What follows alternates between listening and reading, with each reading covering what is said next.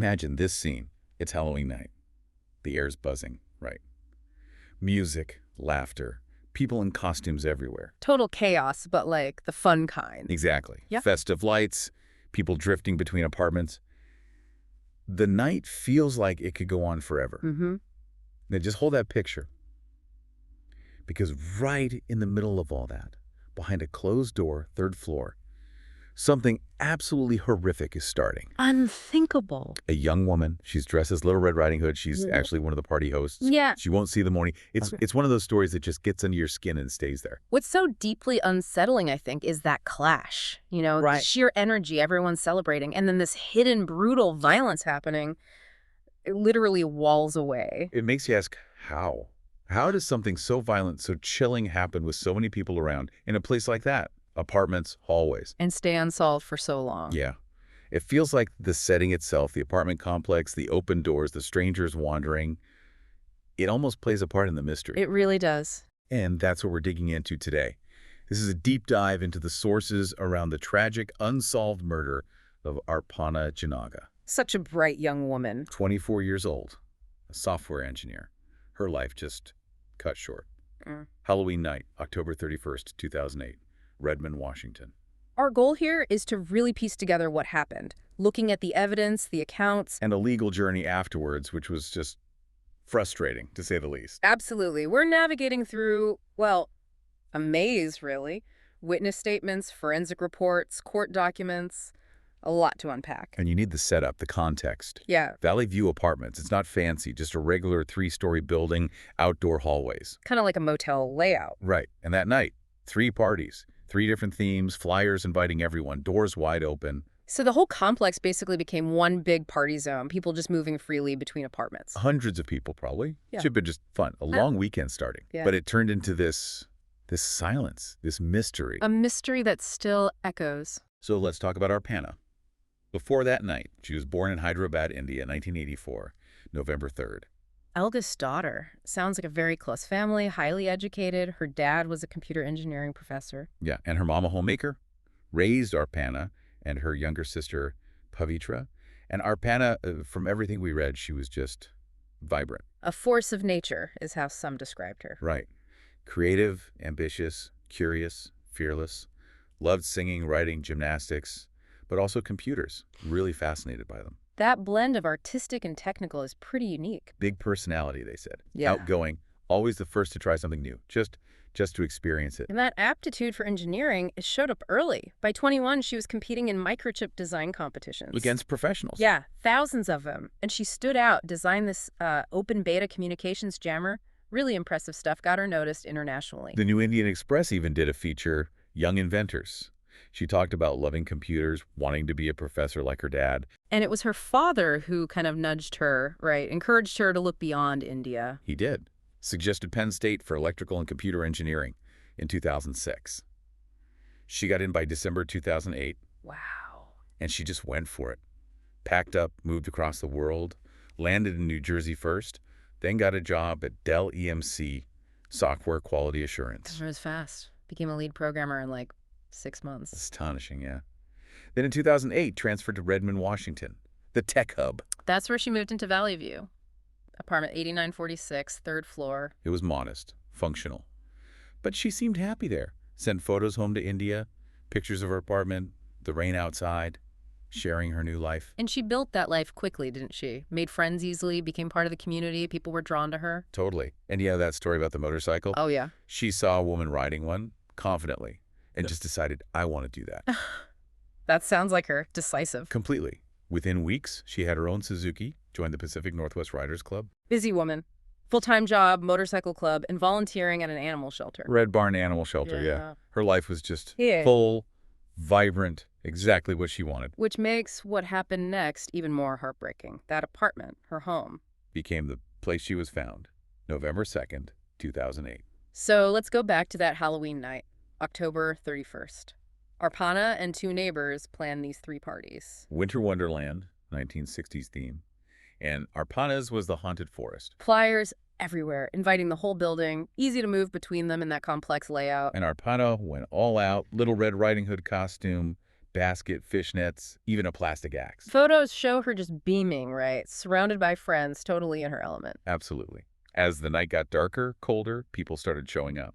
By 9 p.m., the music's up, the parties are in full swing. Dozens of people, neighbors, friends, friends of friends, flowing between apartments out into the hallways. Drinks, snacks, music, photos. Yeah. Just this constant swirl of activity. Endless movement, light, life, alcohol. You know that feeling. And Arpana's right in the middle of it, moving through, topping up drinks, chatting, laughing. Her best friend Rachel was there with her boyfriend Sean. She said Arpana was like a kid, so excited about Halloween. Yeah, she'd been looking forward to it for weeks. She had a new boyfriend, Arushi, who couldn't make it, but... Rachel said it didn't seem to dampen her spirits. She was set on having an amazing night. And she was. But Yeah. other figures started to emerge from the party chaos, too. People who became central later. Like Emmanuel Fair. Right. Dressed as a construction worker, Ugh. hard hat, utility belt. Rachel, Arpana's friend, actually talked to him outside. He was smoking. What did they talk about? Just life stuff, apparently. Growing up in Seattle, his grandmother, her stroke, him stepping up, Rachel felt sympathy for him. He seemed like he was trying to get things together. It seemed normal at the time. Totally normal interaction. Then there was Neil Marshall. Ah, yeah. Arrived with his stepbrother, Chris Butler. And Neil was apparently really out of it. Drugs, alcohol, put people on edge. Rachel described him as uncharming and unwelcoming. Someone you'd avoid. He was challenging people to arm wrestling matches and later mock boxing with Emmanuel Fair. A construction worker. Yeah. And Neil actually hit Fair hard enough to cut his lip. It wasn't a huge deal then, but just added to this feeling of the night getting messier. More chaotic. Fights broke out, apparently even between close friends. Someone kept boosting balloons repeatedly. Weird detail, right? And Arpana herself, she confronted someone, allegedly over racist comments made to her. Do we know what was said? No, the sources just say it upset her enough to shut him down. But characteristically, she didn't let it wreck her night. Resilient. Okay, so the night wears on. Nearing midnight, casual partygoers leave. But the core group stays. Close friends, the real party stragglers. They regroup for pizza, more drinks, quieter phase. Food runs out. The last few drift down to a first-floor apartment. By 3 a.m., almost everyone's gone. Just a small group left. Arpana, Rachel, Sean, and a neighbor, Jessica. Jessica lived next door to Arpana. Right. And Jessica remembered this really poignant conversation with Arpana late that night. Arpana talking about how lucky she felt in the U.S. Compared to India. Yeah, the hardships back home. Jessica tried to say life's tough everywhere, but Arpana apparently teared up, said, "You have no idea." Wow. Heavy. Very. Shortly after that, Arpana decided to head home, left Jessica's apartment, walked back to her place on the 3rd floor, alone. Around 3 a.m. Precisely 3 a.m., and Yeah. that was the last time anyone saw Arpana Jinaga alive. And this is where it just turns. The vibrant scene goes quiet. And in that silence, the first chilling clues emerge. The horror begins completely unseen. So the party's over. Valley View apartments finally go quiet. Music's off, footsteps gone.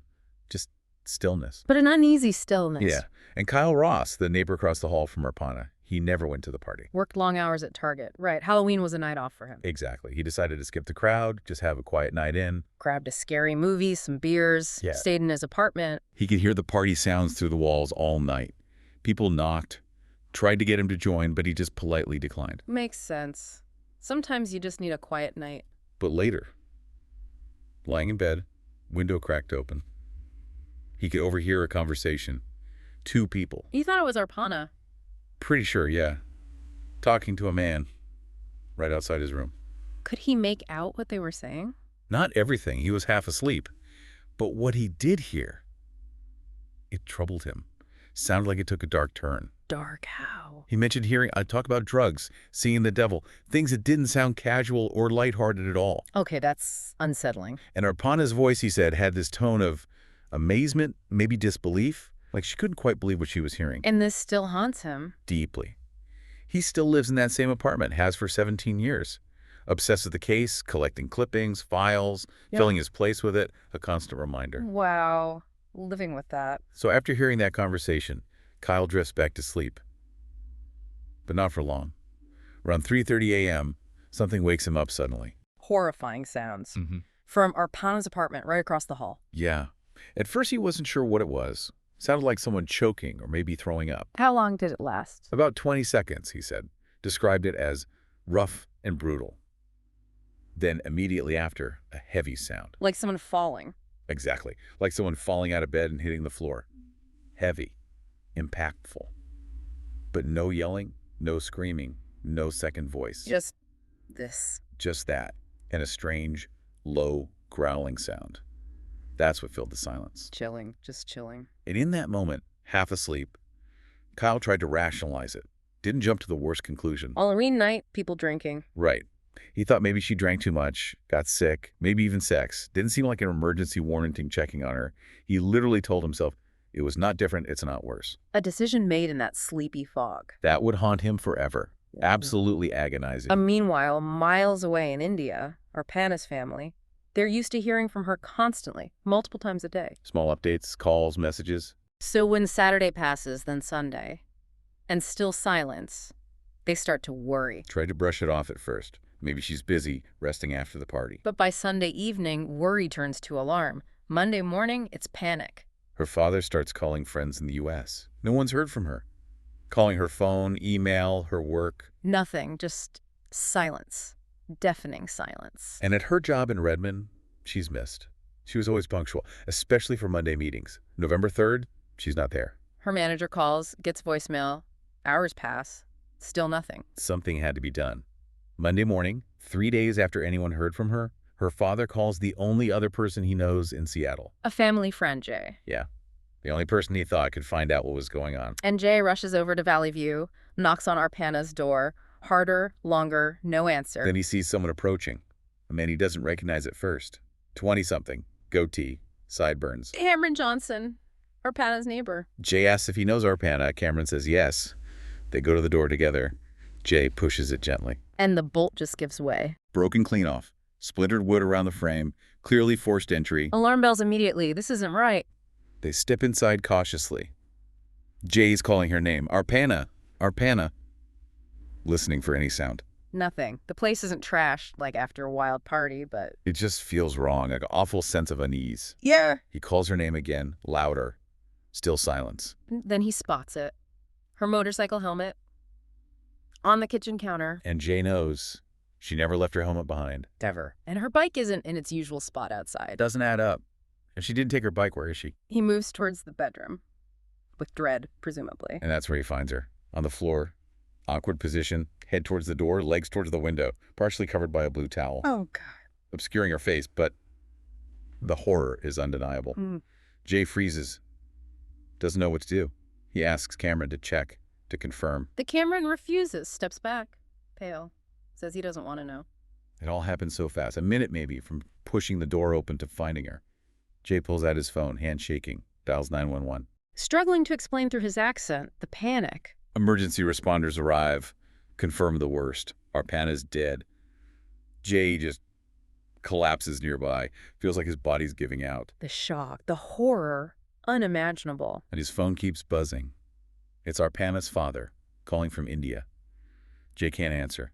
Can't deliver that news. Her father eventually found out from someone else. Yeah. And when he finally got through to Jay, his only question was heart-wrenching. Was there any chance she survived? There's no answer to that. Just silence. Agonizing silence. The state of the apartment, the discovery. It immediately signals something more than just violence. Right. It's the violation of her space, but also those immediate signs of trying to erase things in a desperate attempt to cover tracks. It points to a complex situation, not just a random attack. Maybe someone known trying to hide. That combination of rage and calculation is deeply disturbing and often points towards a killer with a connection to the victim. So investigators arrive, and the first thing they notice, it's not signs of a struggle, not immediately, it's quieter. What was it? This trail. Dark drops, stained into the carpet. Running from the living room, down the hallway. Not blood? Bleach. Someone had carefully dripped or poured bleach, leaving this broken trail, leading deeper into the apartment. Okay, that's methodical and strange. Detective Courtney, documenting the scene, follows that trail, photographing every drop. It leads straight to the bathroom. Get inside. More strangeness. A big white comforter crumpled in the bathtub, soaked with brownish-red stains. Blood. Unmistakably. And signs of toilet cleaner, too. Yeah. And motor oil. Motor oil. In the bathroom. Yeah. Courtney documents it all, then moves to the bedroom where Arpana's body is. Her hands, resting on the floor, are stained blue. From the toilet cleaner. Harsh chemical blue. One arm shows a chemical burn, and then this oily sheen covering her from the waist down. The motor oil again. Confirmed by the tactical team. Bleach, toilet cleaner, motor oil, an extraordinary horrific effort to clean up, to destroy evidence. Even small things were burned. A piece of red tape from her Little Red Riding Hood costume showed burn marks. Black satin bed sheets found later in the dumpster, also scourged. The dumpster find was crucial, wasn't it? Huge. Days later, November 5th. Investigators searching the complex dumpster find this plastic bag.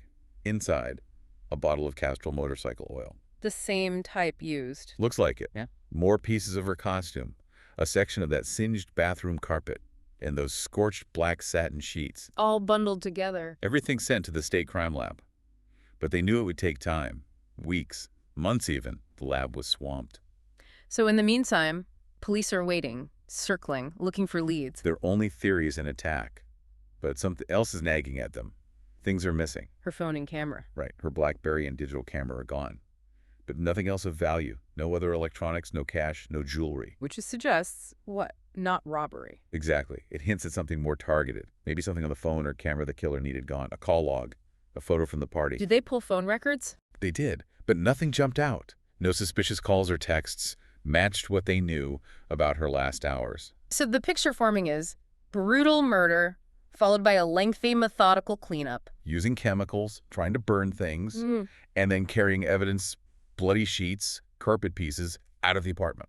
Down open hallways, past other doors, out to the dumpster, in plain sight. And somehow, incredibly, nobody saw anything. That silence is just chilling. How could no one see? And the autopsy. It confirmed the worst fears. Rape. Yes, but the rape kit found no visible semen. Suggesting a condom was used, carefully, deliberately, to leave no trace. Before she died, she suffered severe blunt force trauma to her head, several teeth broken, bruises everywhere, stomach, thighs, wrists. A brutal, prolonged assault. Her underwear was used as a gag, shoved into her mouth, and then layers of duct tape over that to silence her completely. God. The level of violence. But then you have this contradiction again. Extreme brutality, almost frenzied. Paired with that cold, calculated cleanup, using a condom, trying to erase everything. It points to someone complex, capable of intense rage and methodical planning. The official cause of death was asphyxiation by strangulation, likely with a scarf. Time of death estimated between 3:3 and 5:00 a.m. Saturday morning. And even after death, her hands stained blue with toilet cleaner, trying to destroy potential DNA evidence on her hands or under her nails. It's just layer upon layer of horror and calculation, raising so many questions. With the crime scene so tampered with, police were desperate for leads. Kyle Ross, the neighbor, came forward about the noises he heard. The choking, the fall, the growling sound. Didn't recognize it as an emergency then, but haunted now. Then there's Cameron Johnson, Arpana's neighbor, the guy with Jay who wouldn't check her body. His story changed, didn't it? Big time. Initially claimed he passed out drunk, woke around 3 a.m. to sex sounds from Arpana's apartment, texted his girlfriend, fell back asleep. The phone records. Contradicted him completely. He didn't just text. He called his girlfriend twice, 2:56 a.m. and 3:02 a.m. And when confronted. A sheepish, "Oh, crap," and then suddenly couldn't remember. Very convenient. So he goes from just another neighbor to suspicious, evasive. Definitely. And then the maps found in his car, printouts of maps to local pawn shops. Timed around 10 a.m. the morning after the party, when he claimed he was still asleep. Exactly. Who printed them? Why pawn shops hours after a murder? Police never found her missing phone or camera with him, but Why didn't they check those pawn shops immediately? That seems like a huge oversight. it became a major point of contention later. A real missed opportunity. And his timeline just gets weirder. After printing maps, Breakfast then drives 2 hours north to the Canadian border. Without a passport. Yeah. And gets turned away. Yeah. His explanation, he just likes taking random, aimless road trips. Okay, maybe he does, but the timing. Hours after a murder in his building while police are still there. It's incredibly suspicious. Highly suspicious. And there was more. Witnesses saw him limping at another party later that night. He claimed he got into a fight at that party? But others said no. He arrived already limping. Another inconsistency. And the cell phone issue. They let him leave the first interview without giving it up. Yes. And by the next interview, he claims he deleted all the data. So they never knew what was on it. Deliberately wiped. That alone is a massive red flag. And then the physical evidence. His DNA. found on that Castrol motor oil can from the dumpster. The one found with her bloody sheets and costume pieces. How did his DNA get there? He couldn't explain it. Police weren't ready to arrest, but Karen was looking less like an innocent neighbor. More like someone involved, but how involved? That was the question. Yeah. And investigators were also puzzled. If the door was forced, if the attack was so brutal, why did more people hear it? Kyle Ross heard sounds, but not screaming, not crashing. Right. It felt too quiet for the level of violence. The crime was too brutal, too deliberate, too full of rage to happen silently, yet somehow it did.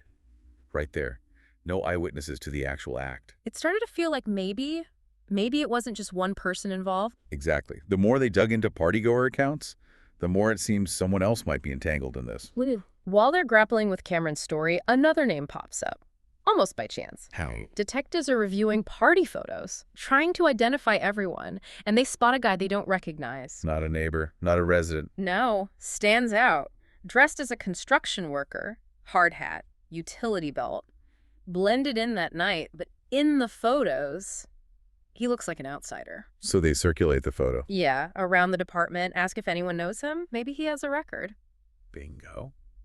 He's identified pretty quickly. 27-year-old Emmanuel Fair, sometimes went by Anthony Baker. And he did have a record. Oh, yeah, extensive. Robbery, drugs, but the big one, the alarm bell. A previous charge for rape of a minor. Wow. Involved violent assault, threats. He pleaded guilty under an Alford agreement. Meaning he took the punishment but didn't admit guilt. Exactly. Maintains innocence but accepts the conviction likely stands. And crucially, at the time of Arpana's murder, he had an active warrant for violating sex offender registration. He wasn't reporting his whereabouts like he was supposed to. Okay, so how was he connected to Valley View? Through a woman named Leslie, a new friend he met online who lived in the building. She let him crash on her couch that weekend. So he was legitimately there. He admitted being at the party? Yeah, he was drifting between apartments, wasn't close to Arpana, but he was present. Ate pizza in her apartment, used her bathroom. He even told police Arpana showed him photos on her bedroom computer during the party. Nothing overtly violent in those interactions at the time, but now knowing his background. Everything he did, everywhere he went that night, takes on a much darker, more ominous significance. So now they have two potential suspects. Shaky stories. This just got way more complicated. Hugely complicated. So they bring Fair in for questioning. His initial story. Simple. Party ends, goes back to Leslie's, sleeps on the couch till morning. Sounds too simple, too clean. And it was. Phone records blew it up immediately. Instead of sleeping between 2 a.m. and 5 a.m. The critical window. Right. He made over 20 calls to 3 different women, including multiple calls to Leslie. Who he was supposedly sleeping next to. Why call her if he's right there? Makes absolutely no sense. There were also calls to a sex worker, but she confirmed they never met up. The call activity alone just destroyed his alibi. Incredible. So Fair was lying, Cameron was lying. Neither had a solid alibi. And Cameron's shadow still looms large, right? Even as they focus on Fair. Cameron lived doors away, drank heavily, lied about calling Arpana. Claimed he heard sex sounds around 3 a.m. But if he was awake then, why didn't he hear the door being forced? The struggle, the violence Kyle Ross heard hints of. The pawn shop maps, the Canada trip. And forensic experts later pointed out something interesting. Fair's DNA pointed strongly towards the murder itself.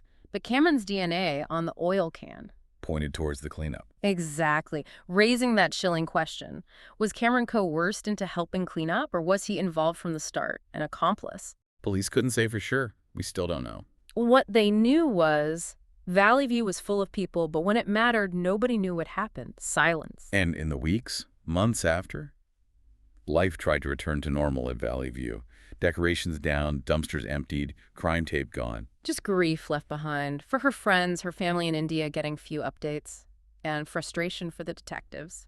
It became a waiting game, waiting for those crime lab results. They kept digging, though. Re-interviewing witnesses, checking phone records again, scrutinizing timelines that never quite fit, following trails of lies. But without the forensics, Yeah. Not enough to move forward. The case just sat there, stagnant, horrifying. Arpana's family waited. Her friends held memorials. The United States Hindu Alliance even called for the FBI, fearing a pattern of violence. Yeah. Did the FBI get involved? No! The case remained locked, the truth hidden. So with these conflicting stories, suspicious actions, contradictory evidence, how do they finally break through? It feels like everyone was hiding something. Then finally a break. 2 years later, October 21st, 2010. 2 years to the day after that Halloween party. Redmond police announced an arrest. But it wasn't Cameron Johnson. No, it was Emmanuel Fair. Why Fair? What was the breakthrough? The forensics. Finally back from the lab after 2 agonizing years, and the results were damning for Fair. His DNA was found where it shouldn't be. Exactly. Found on the duct tape used to gag Arpana, and crucially, not just a trace amount. Enough that analysts said it couldn't be accidental transfer. Wow. Okay. What else? His DNA was also mixed with Arpana's blood on that piece of bathroom carpet recovered from the dumpster. Finding any DNA after that chemical cleanup is remarkable. Extremely significant. Trace amounts were also on some toilet paper in the apartment, but that could maybe be explained by him using the bathroom during the party. Did Fair have explanation? He did. Admitted being there, yeah. Claimed he cut his lip during the mock boxing with Neil Marshall. Said maybe that explains some DNA transfer. But the duct tape, the blood on the carpet. Couldn't explain those adequately. Certainly not the DNA on the duct tape used as a gag. Police felt it was enough. Charged him with first-degree murder, first-degree rape. He pleaded not guilty. Bail set at $5 million. And just like that, after 2 years of silence, the case lurched forward again. Hope rekindled for Arpana's family. But that hope, it hit a snag pretty quickly, right? The forensic evidence itself became controversial. Yeah, the case was far from over. At the heart of it was this new technology, True-Allele. That was truly A computer program designed to analyze complex DNA mixtures, the kind that are messy, tangled, maybe degraded, multiple contributors, stuff human analysts might struggle with. So it could find matches from tiny fractions of DNA. That was the promise. Make DNA evidence stronger, more conclusive in difficult cases, but it was new, relatively untested in Washington courts. And Fair's defense team challenged it. Immediately. Argued the calculations weren't transparent, the underlying code was secret, proprietary software. The point being, if we can't see how it works, how can we trust its results in a murder trial? Exactly. And this blew up into a huge legal debate nationwide. Other cases relying on True-Allele were watching Fair's case closely. So while lawyers fought over software code, time just kept ticking. Relentlessly.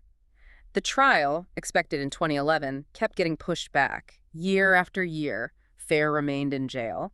Not because of new evidence, but because courts couldn't agree if this computer math was trustworthy. And Arpana's family, still waiting in India.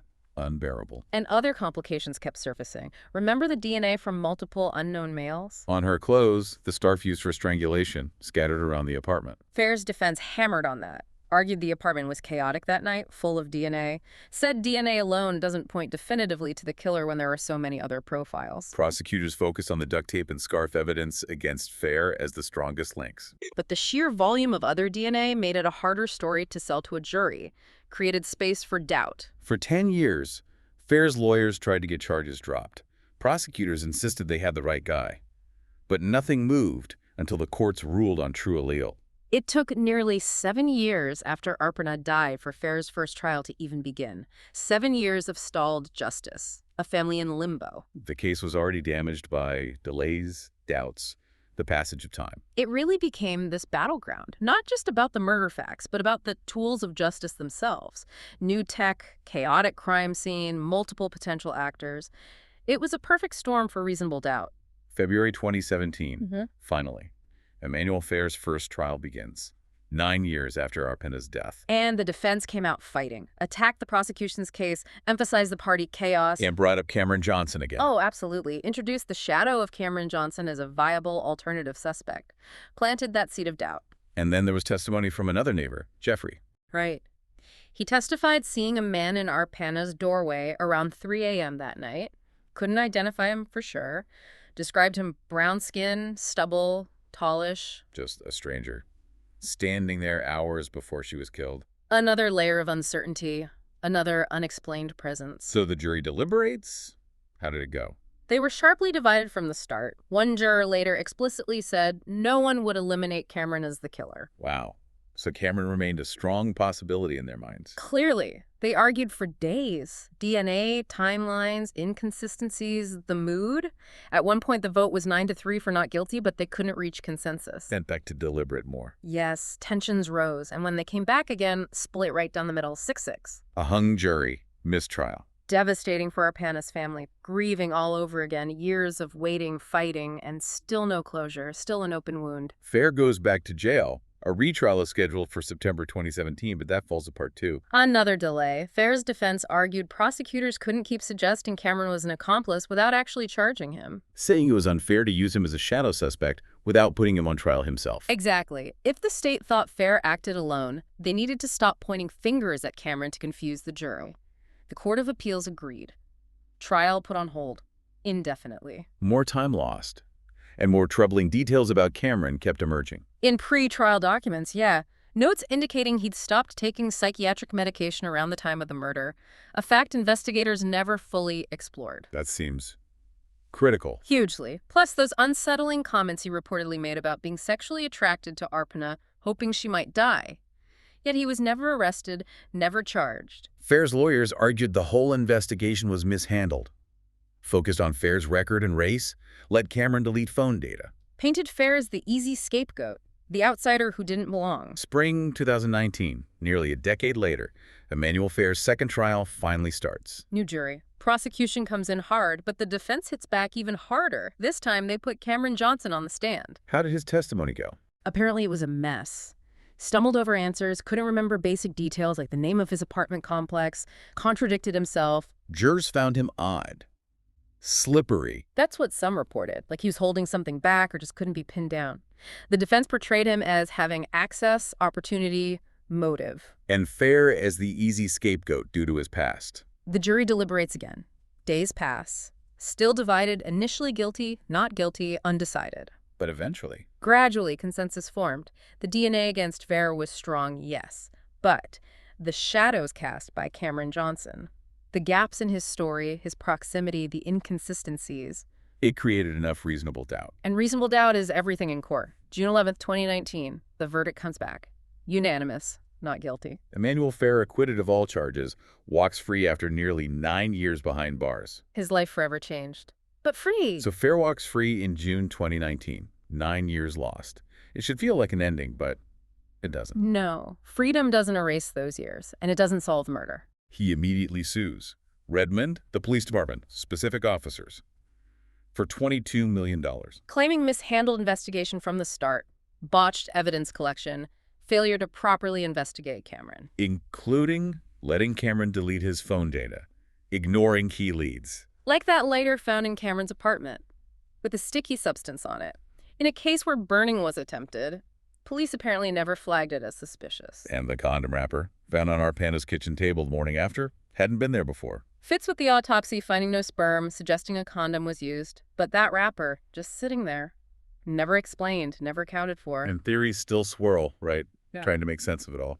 One persistent theory is, maybe Fair did have consensual sex with Arpana that night, after the party. Okay. And then Cameron Johnson, maybe fueled by his attraction to her, his unmedicated state, becomes enraged finding her with someone else.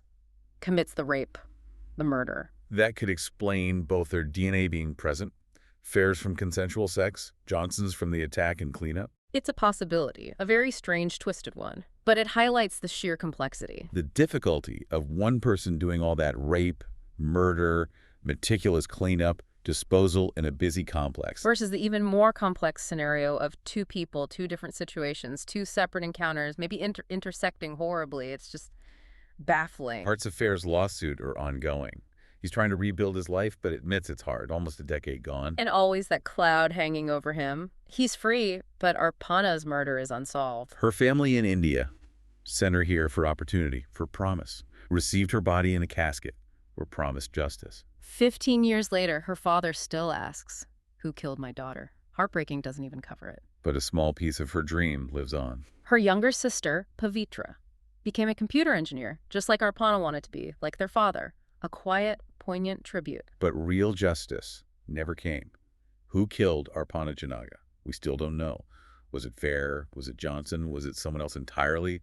Lost in the Halloween chaos? The case is riddled with holes. Missing phones, the unexplained wrapper, answers locked in a night no one fully remembers, a crime scene too contaminated. Doors that should have opened to truth just closed, one by one, leaving only silence. A silence that choked the life out of Little Red Riding Hood. Arpana Jinaga's story, it's just such a chilling reminder. That even surrounded by people, by noise, by celebration, the most terrifying things can happen unseen, and the truth can just vanish, become a haunting echo after the music stops. When you think about Arpana, her vibrant life, how it ended so brutally, so confusingly, what really stands out to you? What does it tell us about those hidden corners, maybe, of human nature when the party's over and the night goes terribly wrong?